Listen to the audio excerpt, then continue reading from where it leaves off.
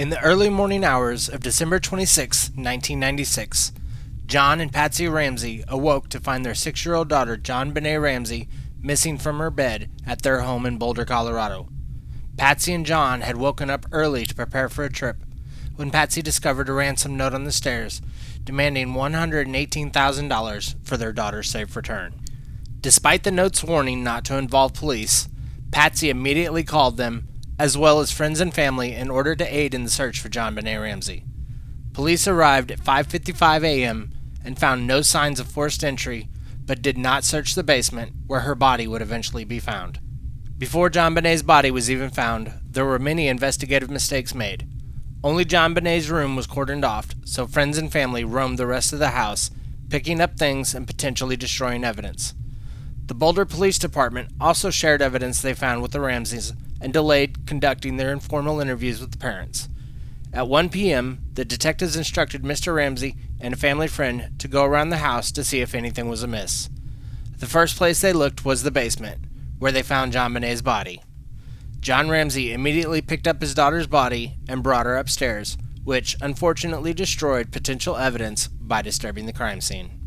During the autopsy, it was discovered that JonBenet Ramsey had died from asphyxiation due to strangulation, in addition to a skull fracture. Her mouth had been covered in duct tape, and her wrists and neck were wrapped with a white cord.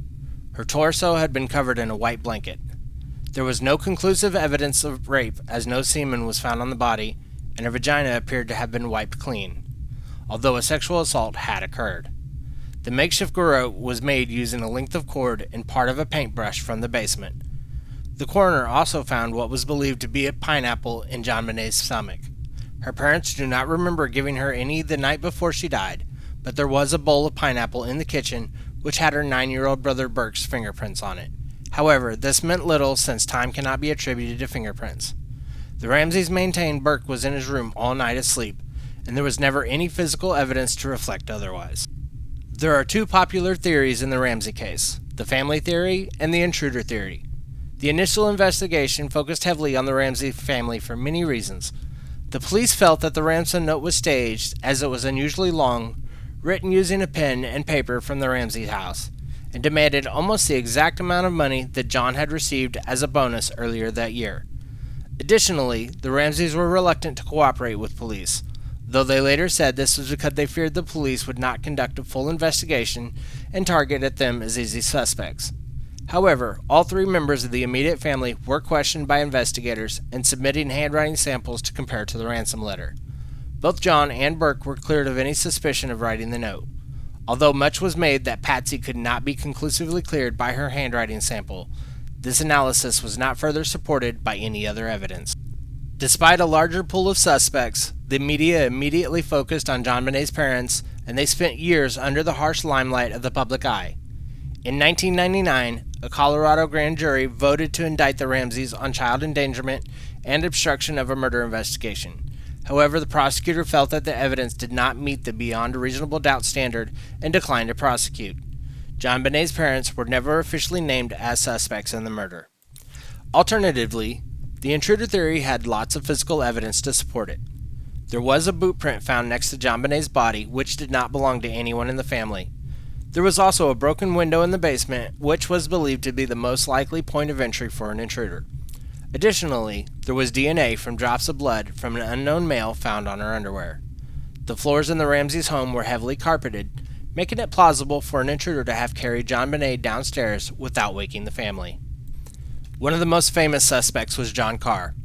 He was arrested in 2006 when he confessed to killing JonBenet by accident after he had drugged and essayed her. Carr was eventually dismissed as a suspect after it was revealed that no drugs had been found in JonBenet's system. Police could not confirm he was in Boulder at the time, and his DNA did not match the profile generated from the samples found. Much of the recent investigation into the case revolves around the DNA profiles developed from the sample found in her underwear and the touch DNA later developed from her long johns. The profile from her underwear was entered into CODIS in 2003, but no matches have been identified. In 2006, Boulder District Attorney Mary Lacey took over the case. She agreed with the federal prosecutor that the intruder theory was more plausible than the Ramseys killing their daughter. Under Lacey's lead, investigators developed a DNA profile from touch DNA on her long johns. In 2008, Lacey released a statement detailing the DNA evidence and fully exonerating the family, saying in part, "The Boulder District Attorney's Office does not consider any member of the Ramsey family, including John, Patsy, or Burke Ramsey, as suspects in this case. We make this announcement now because we have recently obtained this new scientific evidence that adds significantly to the exculpatory value of the previous scientific evidence. We do so with full appreciation for the other evidence in this case." Local, national, and even international publicity has focused on the murder of JonBenet Ramsey. Many members of the public came to believe that one or more of the Ramseys, including her mother or father or even her brother, were responsible for this brutal homicide. Those suspicions were not based on evidence that had been tested in court. Rather, they were based on evidence reported by the media. In 2010, the case was officially reopened with renewed focus on the DNA samples. Further testing has been conducted on the samples, and experts now believe that the sample is actually from two individuals rather than one. In 2016, it was announced that the DNA would be sent to the Colorado Bureau of Investigations to be tested using more modern methods, and authorities hope to develop an even stronger DNA profile of the killer. In 2016, CBS aired the case of JonBenet Ramsey, which implied her then 9-year-old brother Burke was the killer, despite the fact that he was cleared by the DNA evidence that proved the existence of an intruder. Burke filed a $750 million lawsuit against CBS for defamation. The case was settled in 2019, and while the terms of the settlement were not disclosed, his lawyer stated the case was amicably resolved to the satisfaction of all parties. The JonBenet Ramsey case is still open and remains unsolved. Thank you for making it all the way through the video. If you like this video, hit that like and subscribe button and comment down below. And until next time.